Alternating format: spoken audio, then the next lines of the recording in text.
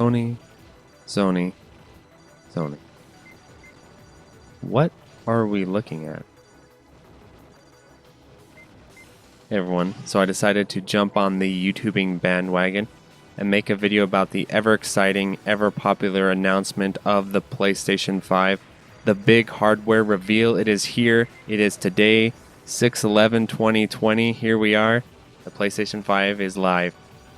And the reason why I wanted to make this video is not only to jump in on the bandwagon and all that good stuff, but also because, of course, I want to talk about the shmup perspective here, right? How this console could be particularly interesting to shmup players, especially in light of how good the PS4 has been for shmup.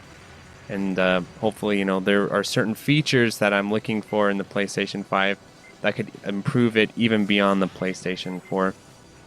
But also beyond just that, listening to my fellow YouTube pundits and stuff like that today, I felt like listening to everyone's opinions and stuff like that, I do have a bit of a different, or maybe a much different view or taste when it comes to what I'm interested in when it comes to consoles, what sells me on them, what interests me about them. And so, yeah, I also wanted to share that because I feel like it, and feel like, there's always sort of, when you watch YouTube videos, especially if you watch them a lot in a row, right? There's always sort of like this channel of thought that you'll hear repeated throughout YouTubers, and like sort of this value system that most YouTubers have, like X is good, Y is bad, X is interesting, Y doesn't matter, right? You'll hear that over and over. And sometimes, I agree with those opinions, but other times I'm like, whoa, Y is actually super important. Let's not forget about Y, right? Or sometimes I'll think, oh, X, is that really all that important? And so, yeah, I wanted to make this video to kind of discuss that a little bit, and maybe for my fellow alternative people out there, whatever you'd call it, esoteric people out there, maybe this could be a little bit of fun to listen to. So the first thing I want to talk about when it comes to this announcement is sort of my opinions and thoughts about the PlayStation 5 going into this announcement, because I have been looking forward to this. I'm not going to lie. I marked it on my calendar. It's like a little baby E3. I was getting all excited for it. And so the first thing that people who watched my video cast on the consoles, shout outs to you if you did, I did this video that's like a podcast with sort of a video element to it, where I went through and graded all of the consoles that have been released up to this point, gave them gradings, gave my thoughts. And so if you listen to that video cast, you can kind of get a taste for what my outlooks are and what I'm looking for and stuff like that. And in that video, I talked about the Sony brand and line of consoles, and how overall Sony, as much as I appear to enjoy Nintendo consoles, which I wasn't actually totally expecting, but as much as I enjoy Nintendo and Microsoft consoles, Sony consoles are my favorite line of consoles. I like their style, I like their approach, I like the way they do things, I like sort of their aesthetic. It's got that industrial, not punk, but it's like industrial Enter the Matrix or something like that vibe to their consoles and stuff like that. Supercomputers, right? Like the PS3 was this insane supercomputer, and they just have a vibe and style that I like. And of course, the way they implement features into the consoles. Again, they do kind of like really straightforward, concrete, good idea stuff. Like when you think about the way they designed the PlayStation 1, and then they just turned around and doubled down and made that even better with the PlayStation 2. Then they went into this crazy direction with the PS3. And then I think kind of went into a bit of a boring direction with the PS4. The PS4 is definitely my least favorite Sony console. And so coming into the PlayStation 5, I was excited because I feel like the PS5 can actually right a lot of the wrongs of the PS4. And again, this is why I want to talk about this, because in the past I've talked about my feelings on the PlayStation 4, and most of my fellow, online gaming people definitely don't share these opinions. A lot of people do consider the PS4 an extremely good console, and it is a really good console, but there are certain flaws with the PS4 that have always driven me absolutely crazy. And so I felt pretty validated actually when Sony came out with the PS5, initially, well, at least talking about it initially, and they're saying, listen, okay, now that we've sold a bajillion PS4s, we'll admit that the load times on the PS4 are shit. They're not good. But the PS5, baby, we got that solid state hard drive. We're getting those load times down to nothing. And I was like, oh yeah, baby, talk to me, because that's what I'm talking about. That's what I want to hear. The load times on the PS4 are atrocious, and I feel like I was validated in this because I was like, maybe I'm being hard on the console. Then a month or two ago, I bought Devil May Cry on the PS4 rather than on PC, even though I should have got it on PC. But I was like, okay, let's give the PS4 another chance here. And yeah, the load times made it so I couldn't really play the game beyond 5 or 6 hours, because I was like, okay, I'm not sitting through these load times anymore. Same thing with like Hitman. Many of my favorite games on the PS4 I simply cannot play because I cannot sit through those load times. Same thing with Bloodborne. So yeah, they've already talked about that and demonstrated the solid state drive fixes that hardware issue. But I also had some other hardware issues with the PS4 that I was really hoping they would address in the PS5. And the one reason why I was pretty disappointed with today's reveal trailer, or whatever you call it, is because they didn't answer any of these questions really.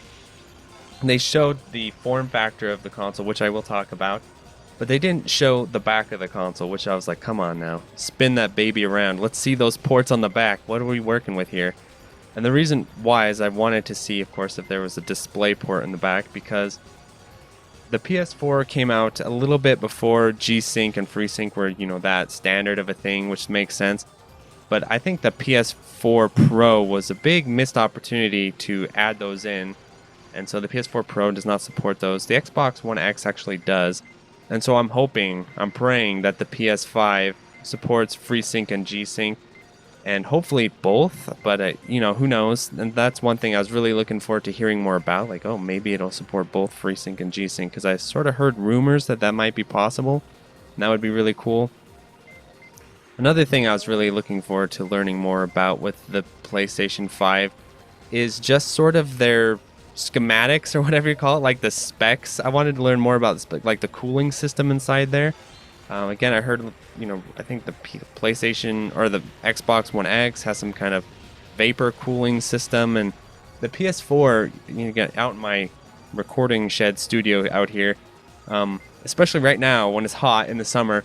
If I fire up that PS4, it puts out a lot of heat, and I get cooking real good. And also, I sometimes put like other consoles near the PS4, and I'm afraid of sort of like melting them a little bit. And it runs super hot is what I'm getting at. And so I was really interested to hear more about, what kind of cooling system do they have in the PlayStation 5?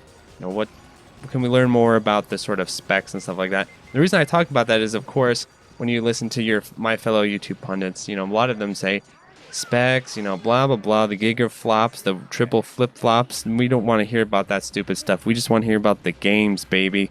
Talk to me about the games. The thing is like, yeah, sure, for most gamers out there, I'm sure that is what you're interested in hearing about, the games and stuff.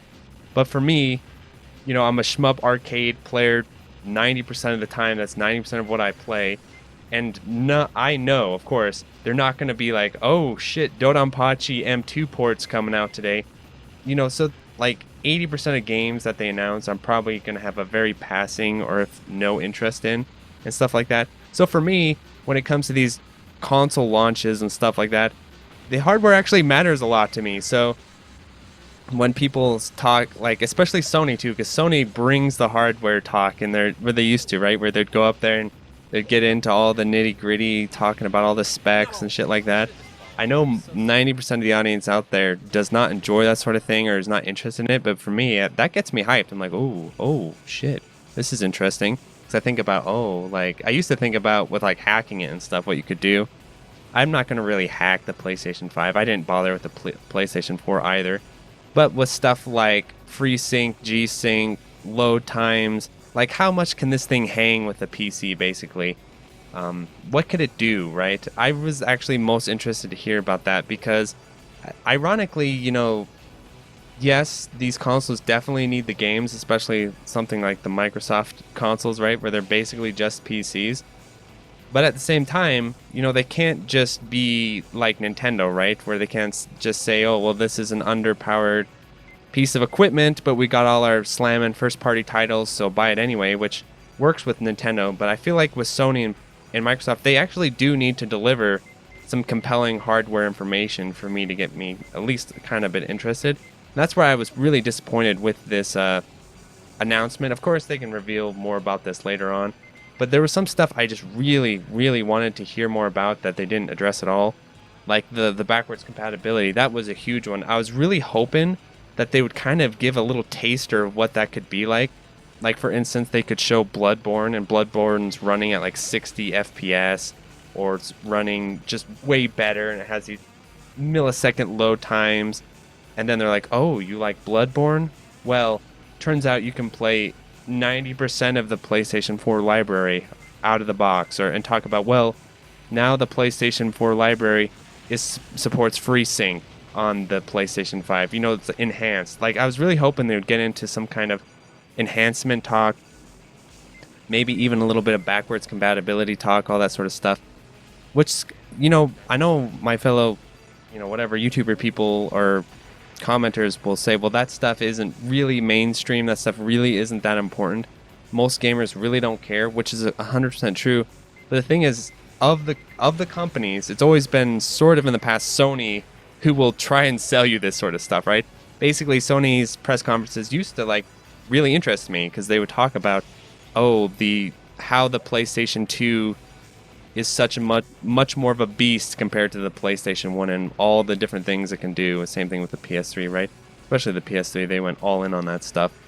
And so I always felt like the PlayStation 4 was a little bit boring. It's like, yeah, it's a console, here it is. You know, you don't have to have DRM and all that good stuff, but yeah, I just feel like the last console generation launch for me was pretty underwhelming, and I think a lot of people feel that way, but maybe for different reasons.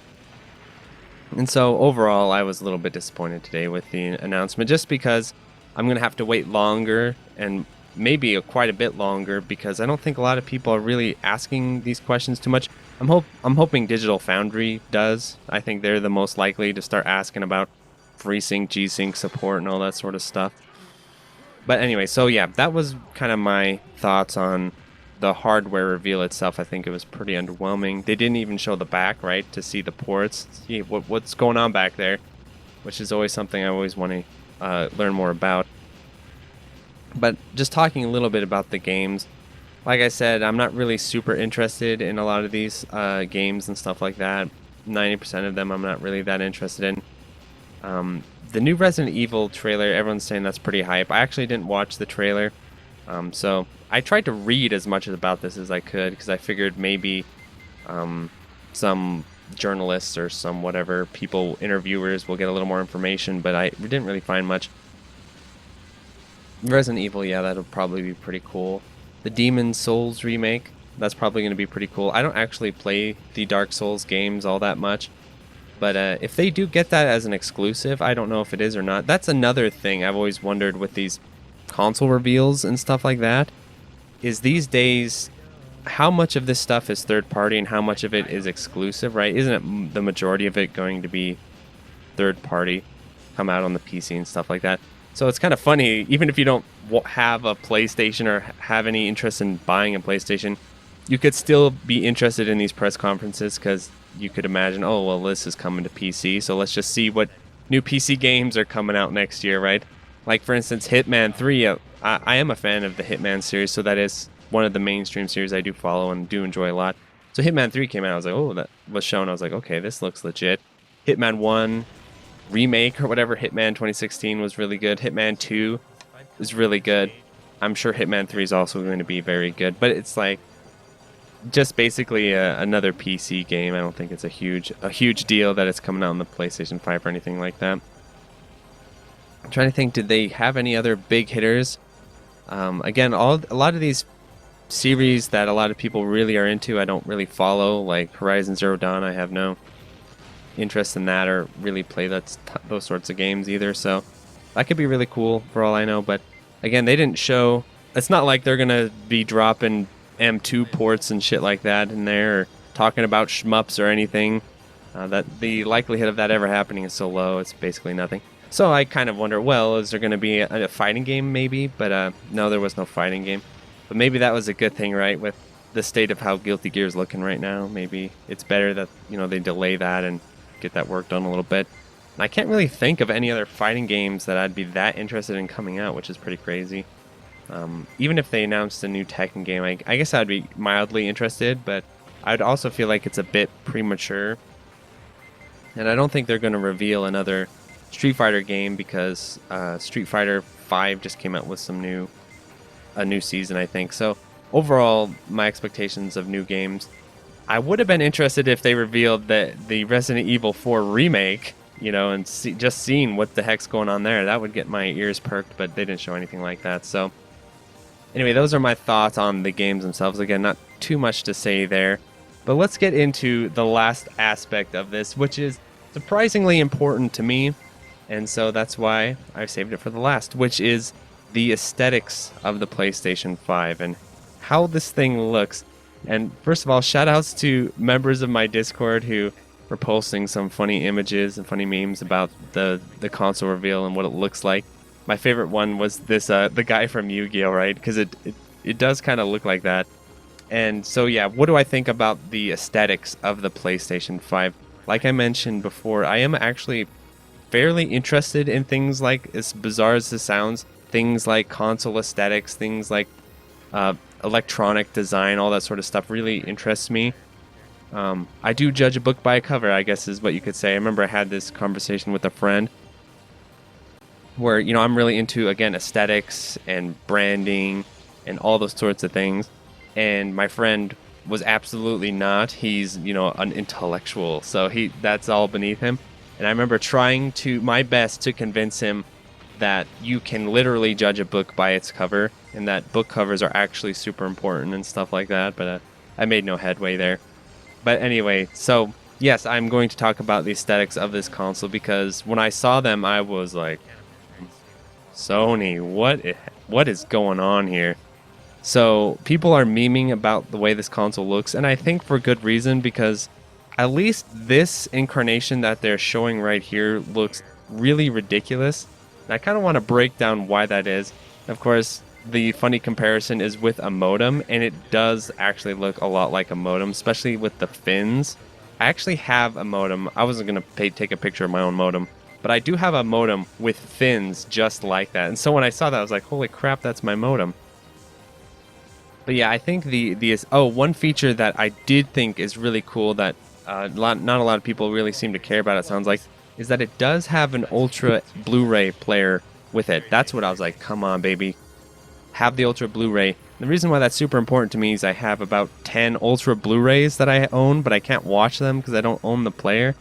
Because I just assumed the PS4 could play Ultra Blu-rays. I don't know why. So I bought all these Ultra Blu-rays, brought them home, put them in my PS4. I can't play them, so I gotta hold out to the PS5 to play them. But I think that was actually a really, really cool inclusion, right? That was like a big deal in the PS3 and PS2, right? That the fact that they had upgraded optical media. And of course, most people just stream movies and download them these days and stuff like that. And I really don't blame you, but I have a bunch of Ultra Blu-rays personally that I want to watch. So I think it's cool that it has that. So I think that was actually, if you think about it, those Blu-ray players are a big pile of money. So again, it kind of offsets the cost of the console a little bit. The fact that you can, play those Ultra Blu-rays on it. But anyway, back to the aesthetics of the console. The one that really shocked me, but I wasn't super surprised because they did this with the controller reveal, is the white. Why? Why white, Sony? To me, that was very, very strange decision. And the reason for this, I'm just going to try to get a little philosophical or deep in this, is that, so I remember I read the Steve Jobs biography, and the reason why I like the biography is I'm not all that interested in Steve Jobs, but it's one of the few books that talks a lot about like industrial design aesthetics and really gets into it, and Steve Jobs was super into that. That's why I kind of find him interesting, because he was really into industrial design and putting sometimes the design of the products over their functionality. I think he made like a cube computer that was like way unpractical from an engineering standpoint, but it looked cool because it was a cube, kind of like the GameCube. But yeah, so I've always felt like of the design aesthetics, Sony is in a league way above its competition as far as Microsoft and Nintendo. Nintendo is, oh my gosh, Nintendo, actually I think they did a really good job with the Switch.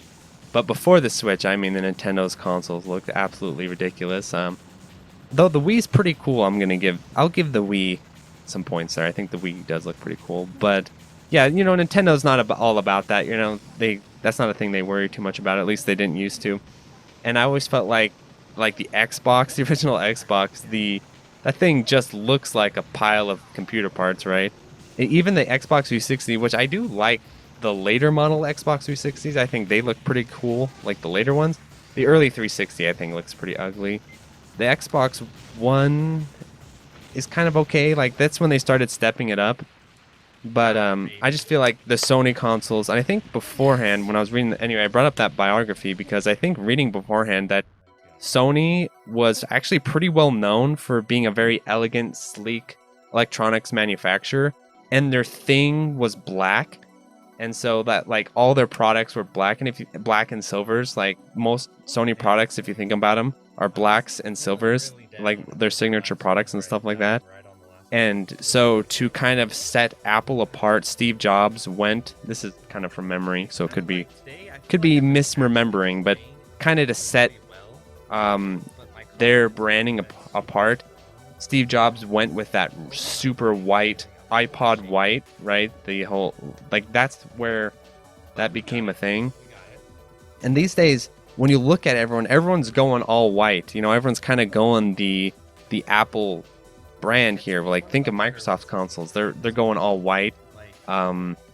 Even stuff like Nintendo, like the Wii, you know, was kind of white and black. And if you look at the Wii interface and stuff, I think you actually you can see a lot of inspiration that Nintendo takes from Apple, as far as like the way they do their UIs and the way they do their shopping and stuff like that. I think you can see a lot of influence there.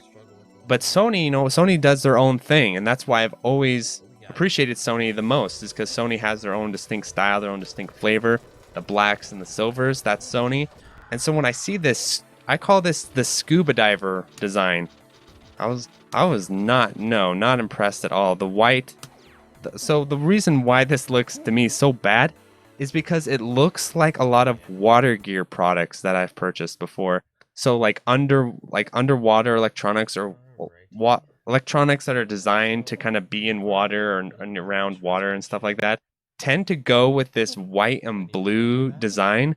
And so that's what I kind of imagine when I look at these designs, is the white and blue. It doesn't look like high tech. It looks like water gear or something, like play gear or something like that. I really do not like the coloring at all. So when I get a PS5, I think I saw, the problem with this too is today I was looking for more pictures and I saw a billion mock-ups that I don't think were real pictures. So I don't know if there's actually a real all black PS5. I think there is, but yeah, I'm hoping that they kind of come to their senses and start making the all black version the default version, and not this white blue scuba version with the fins, because I think just the coloring and stuff like that, I'm very surprised they went with that.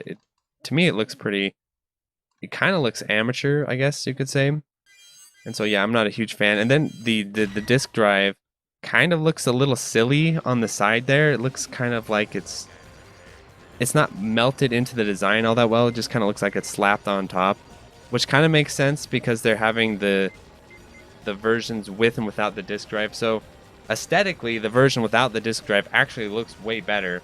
But the problem is functionality. You want that disc drive, so you're gonna have to kind of deal with that. But overall, yeah, it's, aesthetic-wise, I'm not a fan at all of this design. I think Sony might have actually an uglier console than the new Xbox. The thing about the new Xbox is I don't know. I think if I see more of the PS5 in like all black, or if they do kind of a gunmetal gray or more Sony-ish colors, I think I'll probably end up liking it a lot more. But at least the Xbox, the problem with it is it looks so basic that it's not appealing at all. So I think still the PlayStation 5 does look better. They just need to figure out the color scheme so it doesn't look like the guy from Yu-Gi-Oh, right? Yeah, the white and blue, that's got to go though. That's aquatic gear colors. Don't do white and blues with your electronics unless you're making aquatic gear. That's my opinion. And so, yeah, I guess I'll close out this video, and I hope you enjoyed my little Ketsui 1-all there of Panzer. I recorded that, and I was like, okay, I need to use this as some kind of B-roll or something like that, so I thought it'd be a good addition here. So the features that I'm hoping will be revealed about the PlayStation 5, it's a little early to say, is that it'll support FreeSync or G-Sync, which I think is very likely. I want to learn more about the cooling and just kind of about the stability of the console itself as well. I guess I didn't get into this, where about a year ago, I had an incident where all of my stuff in my recording studio, I kind of set it up in this kind of crazy way, and the shelves collapsed on top of me. I actually kind of got injured. My computer landed on my head. It's a pretty heavy computer too, it just landed right on my head.